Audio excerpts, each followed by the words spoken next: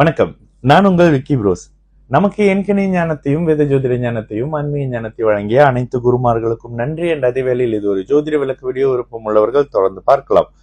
நமது 18 viewer YouTube சேனலை subscribe பண்ணியிருக்கின்ற அனைத்து தொழில்களுக்கும் நமது நன்றிகள். ஒரு கேள்வி, பிரதர், ராகு 7வது வீட்டுல இருந்தா will this person marry a person from different religion or culture? Okay, இந்த கேள்வி என்ன கேக்குறாங்க அப்படின்னா, ராகு லக்னத்துக்கு 7ஆம் இடத்துல இருக்கிறாரு அப்படின்னா அந்த நபர் அவங்களுடைய கல்ச்சர்லயும் அவங்களோட கலாச்சாரத்தை விட்டு வேற ஒருத்தரை கல்யாணம் பண்ணுவாங்களா அப்படின்றது கேள்வியா வருது. ஓகே, முதல்ல இந்த இடத்துல அந்த ராகு திசை நடக்கணுங்க. அந்த ராகு இருக்கிற வீடு யாரோட அப்படின்னு பார்க்கணும். எப்பயுமே ராசிக்கு 7ஆம் இடம், லக்னத்துக்கு 7ஆம் இடத்தோட சனி செவ்வாய் ராகு இருந்தாலே கண்டிப்பாக உறவுகளோட அடிப்படையில அவங்களுக்கு வாழ்க்கை துணை அமைப்புகள் பெருசா அமையாது உறவுகளின் தன்மையில.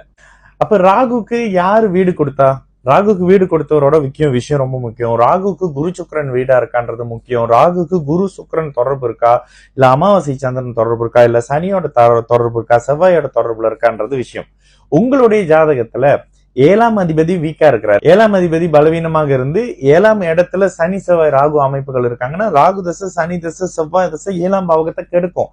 ஆனா அந்த தசையில கெடுக்கும். இதுதான் மொத்தம் அந்த விஷயம். இப்போ ஒருத்தர் ராகு தசையில திருமணம் பண்றாரு, அவருக்கு தன்னுடைய இப்ப இந்து மதத்துல இருக்காருனாக்கா அவருக்கு அரபிய நாட்டு அமைப்புகள் மேல ஈடுபாடு, உணவுகள், நாடு, மொழி, கலாச்சாரம் மேல ஈடுபாடு வரும். ஒரு கேது தசை நடக்குதுனாக்கா அவருக்கு வெஸ்டர்ன் கண்ட்ரியினுடைய சாப்பாடு, உணவு, கல்ச்சர் அது மாதிரியான அமைப்புகள்ல தொடர்பு ஏற்பட்டு திருமணம் நடக்கும்ன்றது அந்தந்த தசையில நடக்குங்க.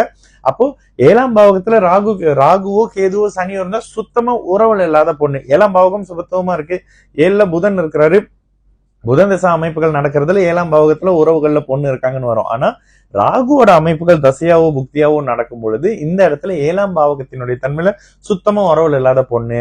இந்த இடத்துல ராகு தசை, ராகுவின் எந்த அளவுக்கு சுபர் தொடர்பு இருக்குன்னு பார்த்தா முதலில் ராகு இருக்கிற இடத்த கெடுப்பாருங்க. அப்ப முதல்ல 7ஆம் பாவகம் கெடும். குரு சுக்கிர தொடர்புல இருந்தாலும் முதலில் கெட்டு அதற்கு பிறகு சுபத்துவ அமைப்புகள் அந்த பாவகம் சரி செய்யப்படும். இதுதாங்க இந்த அமைப்பு. பட் இது நான் பேசுறது உங்களுக்கு புரியறதுக்கு கொஞ்சம் ஜோசிய அமைப்புகள் உங்களுக்கு லேசா மைண்ட்ல புரிஞ்சதுன்னா இந்த அமைப்பு உங்களுக்கு புரியும். நான் உங்கள் விக்கி ப்ரோஸ். நல்லது நடக்கும், எல்லோரும் நல்லா இருப்போம். வணக்கம்.